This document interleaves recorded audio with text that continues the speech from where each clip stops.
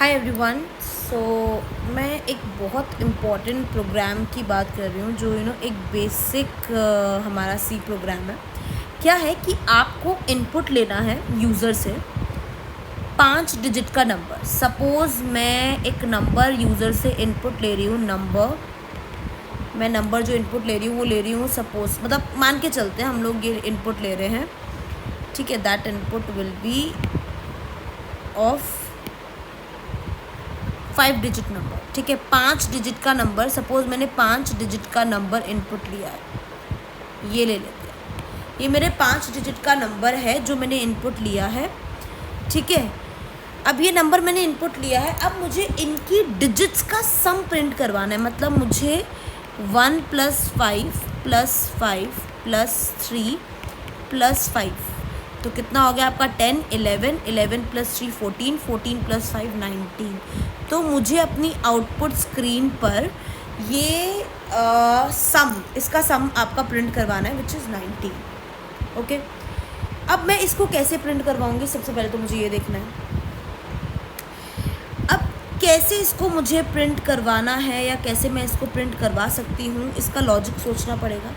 तो इनिशियली हम सबसे पहले क्या करने वाले हैं, इसमें 2 ऑपरेटर का यूज़ करेंगे। एक तो आपका मॉड्यूलस डिवीज़न जो आपका क्या रिटर्न करता है, रिमाइंडर, और दूसरा आपका डिवीज़न जो काम करता है, जो आपका रिटर्न करता है क्वोशिएंट, ठीक है।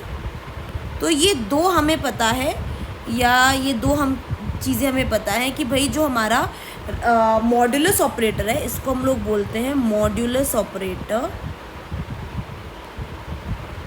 ठीक है। मॉड्यूलस ऑपरेटर आपका क्या करता है, रिटर्न करता है रिमाइंडर, और जो नॉर्मल डिवीजन है वो रिटर्न करता है क्वेश्चन। तो ये आपका एक्चुअली में question, that you have to write a program in which take a input from the user 5 digit number and add the digits of the 5 digit number and print that value, जो भी सम करके आया है उसको print करना है।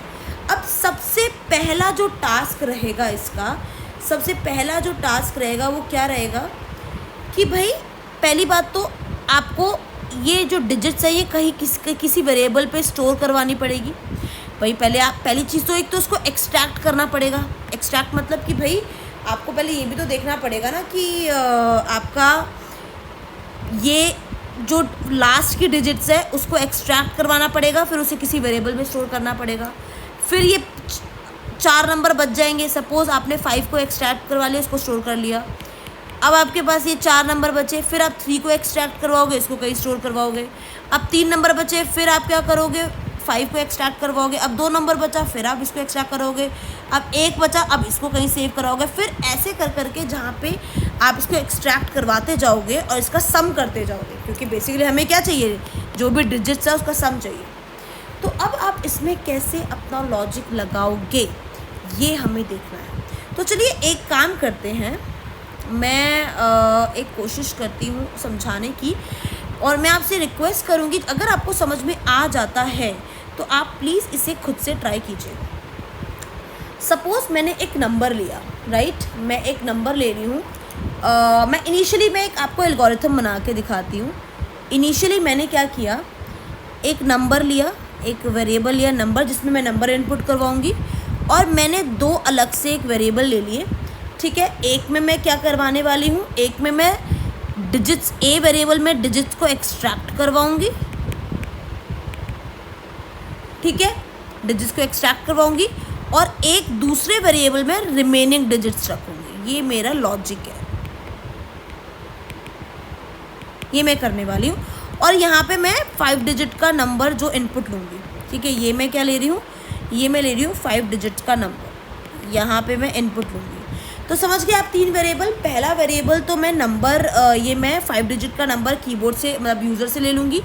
ए पे मैं जो मेरी लास्ट डिजिट एक्सट्रैक्ट होके आएगी उसको मैं स्टोर करवा लूँगी, और एन पे मैं रिमेनिंग डिजिट्स, मतलब जैसे 5th डिजिट मैंने एक्सट्रैक्ट करवा ली तो रिमेनिंग 4 डिजिट मैं यहाँ पे स्टोर करूँगी।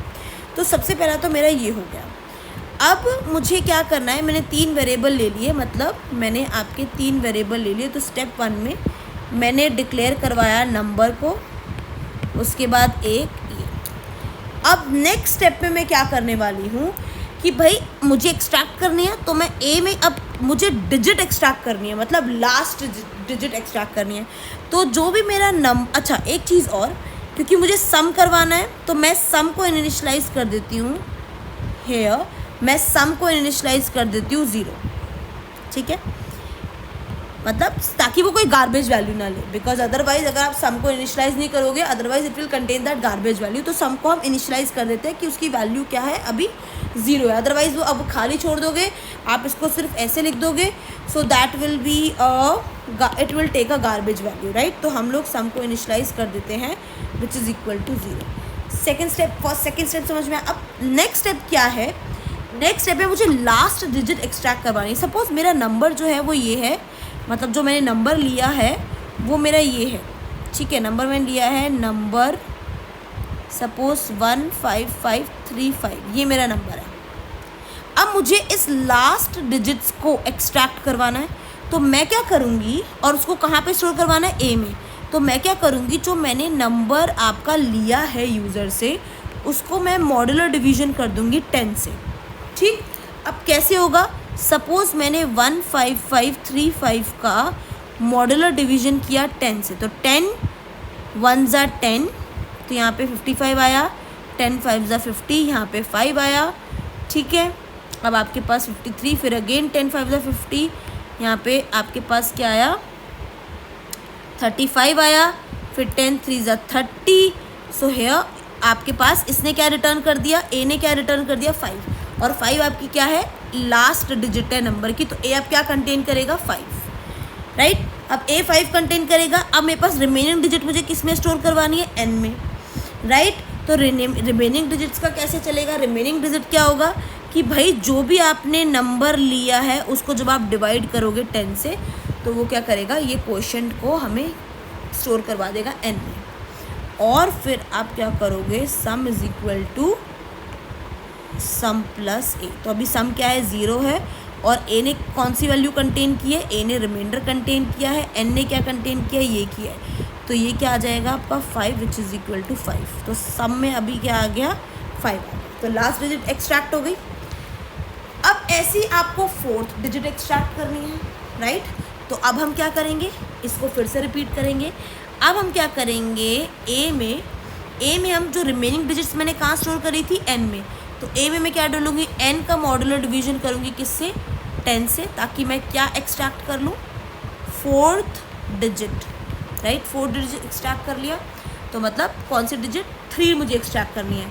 फिर एन में मैं क्या स्टोर करूँगी, वो जो मेरी रिमेनिंग डिजिट्स बची हैं उसका डिवीजन, ये रिमेनिंग डिजिट है। अब मैं क्या करूँगी, again sum is equal to sum plus A, right.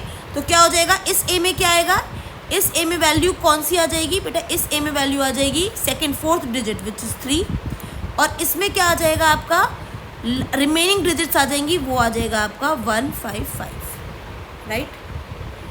तो अब सम क्या हो जाएगा, सम में ऑलरेडी पहले क्या था 5 था, अब ए क्या कंटेन कर रहा है 3 which is equal to 8, right. So again आपको क्या करना है, फिर आपके पास क्या रहेगा, नंबर में एन में क्या आया ये, अब दोबारा से आप क्या करोगे, a is equal to n divide by 10, आपके पास ये, अब आपको ये वाली एक्सट्रैक्ट करनी है, फिर ये वाली एक्सट्रैक्ट करोगे, फिर ये वाली एक्सट्रैक्ट करोगे, और फिर सम को प्रिंट करोगे। आई होप ये लॉजिक आपको क्लियर होगा। एक बार कोशिश कीजिएगा इसका प्रोग्राम बनाना, otherwise in the next video मैं आपको इसका प्रोग्राम बनाऊँगा।